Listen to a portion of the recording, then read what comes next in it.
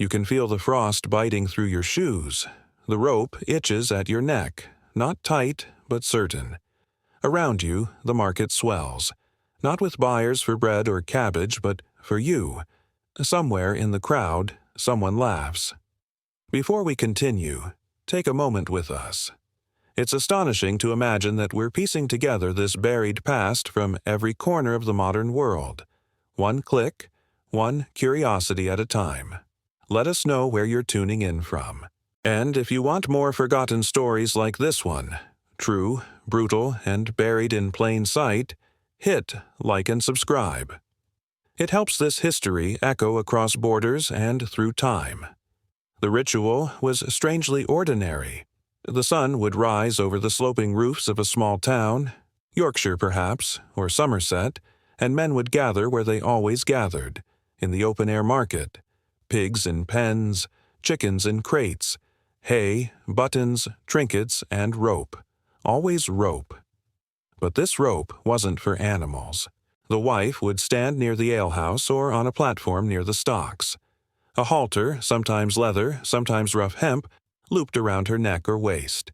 Her husband would grip the other end, calling out prices to the amused or curious crowd. A woman's name would rarely be spoken. Instead, good worker, not bad in the face, keeps a tidy hearth. She might be silent, eyes down, or she might shout at the bidders, daring them to offer less than she's worth. One account from a Wiltshire market in 1832 records a wife who slapped a bidder across the mouth and demanded her own terms. "You'll not lay a finger on me unless it's with clean coin and clean hands," she said. She was sold 5 minutes later, for a gallon of beer and a crown. The newspapers, when they reported these things at all, oscillated between mockery and mild outrage. "An odd custom," wrote one anonymous London correspondent in 1801, describing a sale near Oxford where a crowd of over 300 turned up. Some as if for entertainment, others as if at the theater, but none quite in disbelief. There were rules of a kind. A halter had to be used to signify consent. The woman could not be taken by force. The sale had to be public, witnessed to be valid in the social eye. But legality was never the point. No law ever officially sanctioned wife selling, but neither did the courts intervene. Magistrates turned blind eyes. Parish clerks sometimes recorded the sales in the church book. Anne Harris sold to Thomas Key, blacksmith, in exchange for 5 sovereigns and a dog. These records exist. They whisper of a system not written in law but enforced by culture. If enough people believed the ritual had power, then it did.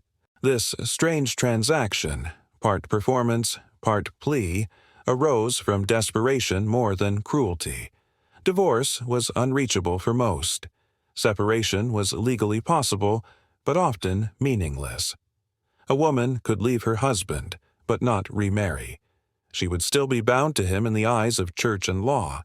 No property, no protection, no personhood. And so, the market square became an altar of sorts, where vows were unspoken and lives redrawn.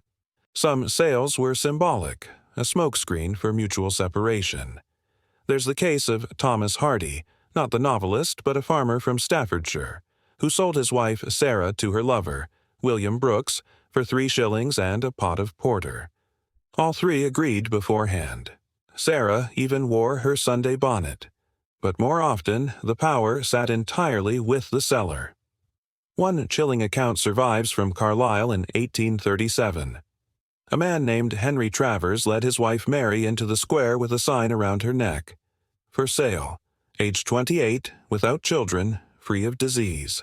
She stood without speaking for nearly an hour as he drank and haggled. A coal merchant bought her for a handful of silver. 2 weeks later, she was seen black-eyed and silent, scrubbing the man's doorstep. Her name disappears from records soon after. And still, these were not secret ceremonies. Children watched. Priests passed by. The sales happened beside meat stalls and cobblers with songbirds in cages and old women hawking eggs. Why didn't people stop it? Because for many, this was the lesser evil. a crude form of divorce, a poor man's annulment. In the eyes of neighbors, a sale, if witnessed and completed, closed the book on a marriage. The woman became someone else's problem. The man absolved. Even women, in some cases, defended it. One striking example. A letter published in a Derbyshire paper in 1846 from an unnamed woman who claimed her life improved by market fortune. Her first husband beat her, she wrote, but the man who bought her never raised a hand. She ended her letter with a line that feels at once defiant and tragic. Sold once, but free now. But how many shared her fate? How many stood on the stones of some nameless square, rope cutting at their skin, watching a drunk crowd debate their value? How many believed, even for a second, that this was the price of hope? By the end of the 19th century, wife-selling began to fade. Not because it was outlawed, but because it embarrassed a nation trying to modernize. It became a relic, mocked in novels, dismissed as myth. But the women who stood in those markets, they were real, and they watched the rope pass hands, as the laughter died down, as the halter shifted from one man's grip to another, as the illusion of freedom closed in like fog. Some called it liberty, others humiliation. But the question still lingers like frost on old cobblestones. Was this an escape, or just a quieter form of possession? Imagine stepping into a marriage and disappearing. Not figuratively, legally. Your signature vanishes. Your wages vanish. Even your body, in the eyes of the law, no longer belongs to you. It belongs to the man beside you, the one who now speaks for you. To grasp how wife-selling could ever be tolerated, even welcomed, we must first understand the system that made women legally vanish.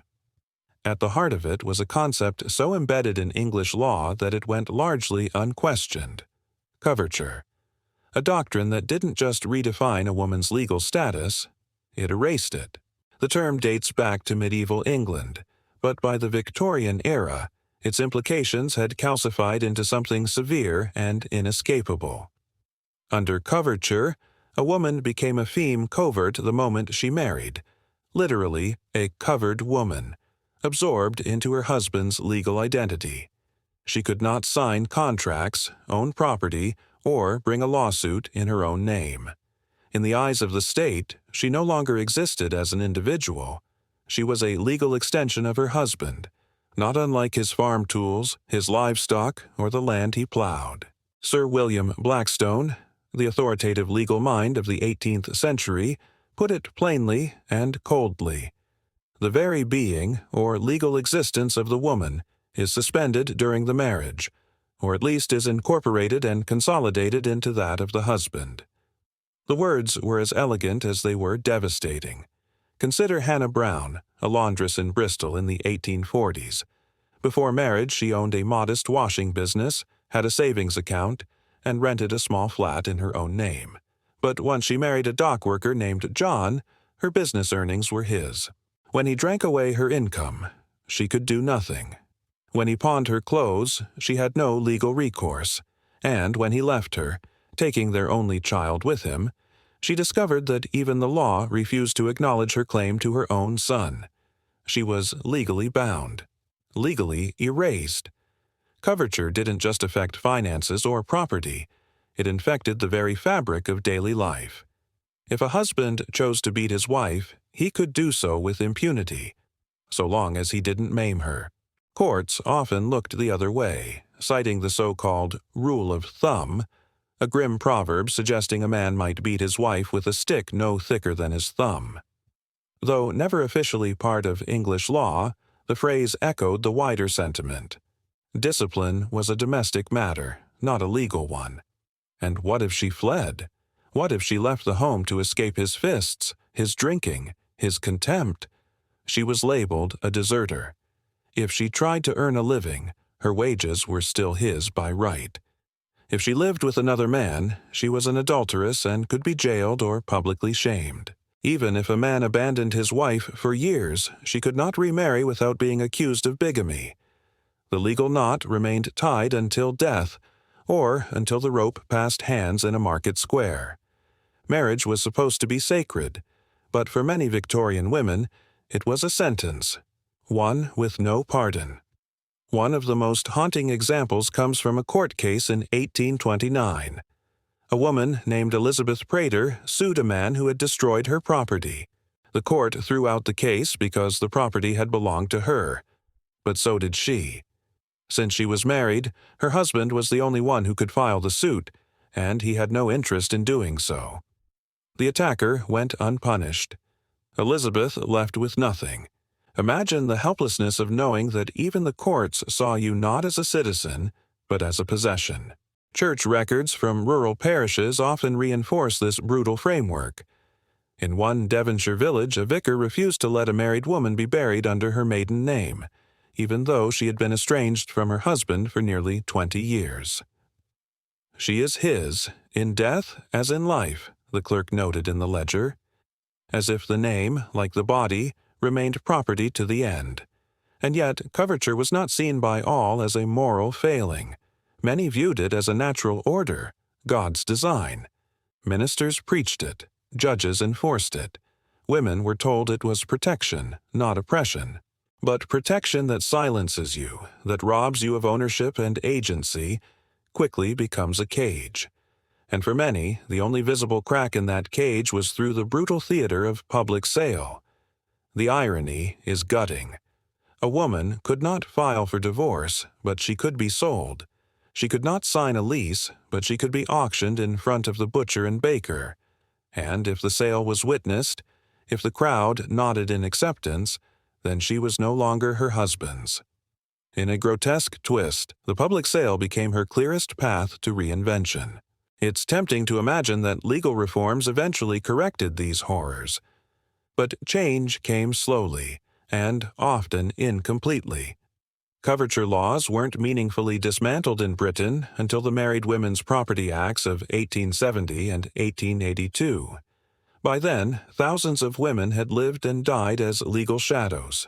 Even today, the ghost of coverture lingers. In naming conventions, in financial control, in laws that still sometimes fail to see women as full individuals. The doctrine may be dead, but its echo is not. And in the quiet spaces between wedding vows and legal documents, that echo still whispers, "You are his, not yours." And if that whisper grows too loud, too heavy to bear, where else is there to go? Except the market, except the halter, except the crowd.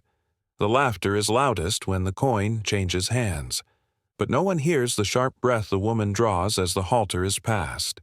No one sees the yellowing bruise on her collarbone, or the way her eyes search the crowd, not for safety, but for mercy. And when the square empties, so does the momentary illusion of choice. Wife selling was often dismissed as a rough custom, a working man's solution to a loveless marriage. Some even called it the poor man's divorce. But beneath the clamor of coins and the crude jokes tossed around the square lay a far more complicated and heartbreaking truth, one measured not in pounds, but in silences. For those discovering this strange history now, thank you for exploring it with us. It's extraordinary to think these lost voices are being heard again, in bedrooms, cafes, and classrooms around the world. Let us know where you're watching from. And if these stories speak to something deeper, consider subscribing to help unearth more of them. In the town of Halesowen in 1790, a woman named Anne Clark was sold to a coal carrier for 6 shillings and a quart of ale. She reportedly laughed during the sale, and the newspapers framed it as a cheerful parting between amicable spouses. But 2 weeks later, the coal carrier was arrested for drunkenness and public assault. When questioned, he told the constable plainly, "She's mine now, bought and paid for." Anne's fate after that vanishes from the record. Stories like hers sit quietly in the margins of local court logs, tucked between livestock thefts and debt disputes. They rarely made the headlines.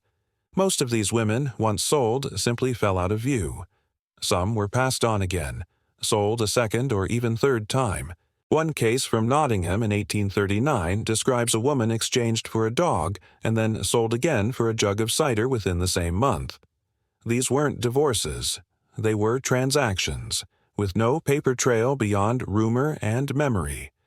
Occasionally, the courts were forced to take notice when violence spilled past the threshold of acceptability. In 1815, in Yorkshire, a man named Peter Densley was charged with murdering the wife he had purchased 2 years earlier. Witnesses testified to repeated beatings, and neighbors recalled hearing her scream nightly through the thin cottage walls. Densley's defense: "She was mine. I paid for her, same as I did the oxen." The jury convicted him, not of murder, but of manslaughter. He served 3 years. These weren't isolated acts of cruelty. They were the natural outcome of a system that taught men a woman could be bought, transferred, and owned, so long as the crowd nodded. Of course, not every sale ended in tragedy. Some women did find better homes, gentler men, or at least quieter lives. One rare letter, penned by a woman who gave only the name Margaret in 1842, described her experience being sold as a blessing in a bitter skin. Her first husband, she wrote, broke more than bread at the table. The man who bought her was old, but kind. She ended her letter with a note of conflicted gratitude. "I would never have chosen this path, but I am alive because of it." And yet, even in such moments, the price was never just the coins exchanged. It was dignity. It was the loss of choice. The absence of legal standing meant that a woman's protection depended entirely on the temperament of the man who held her tether. Some women tried to challenge the custom. In 1851, a woman named Alice Greenwood refused to be led by halter to the square. Her husband dragged her anyway. She fought him in front of the townspeople, spitting curses and threats, and when he tried to place the rope around her, she tore it in half. Witnesses said she screamed, "I am not an ox, and you are not my master." The sale did not go through, but a week later, Alice was jailed for disturbing the peace. Her husband fined 1 shilling for public disorder. There were no legal pathways out. Even when the 1857 Matrimonial Causes Act introduced civil divorce, it remained too costly and too complex for most. For women in abusive marriages, trapped by law, by poverty, by shame, the auction block offered one final card to play. But it was always a gamble, and behind the gavel, behind the jeers and the pint glasses, a quieter toll was being taken. Communities learned to look away. Children learned to laugh at halters. Men learned that cruelty could be sanctioned if it was public enough. As the practice faded into memory by the end of the 19th century, many historians dismissed it as folklore or exaggeration. But the names remain, scribbled in court records, noted in church ledgers, muttered in old pub tales, and behind those names are faces that were never recorded, lives that flickered briefly in the firelight of a marketplace stage and then vanished. So many of these women disappeared not only from legal record, but from history itself. But if you listen closely to the gaps between the official documents, between the sentences that were never finished and the names that were never spoken, you might still hear them. The sound of rope sliding through a calloused hand, the hush before a crowd's cruel cheer, and the quiet question that still haunts every tale.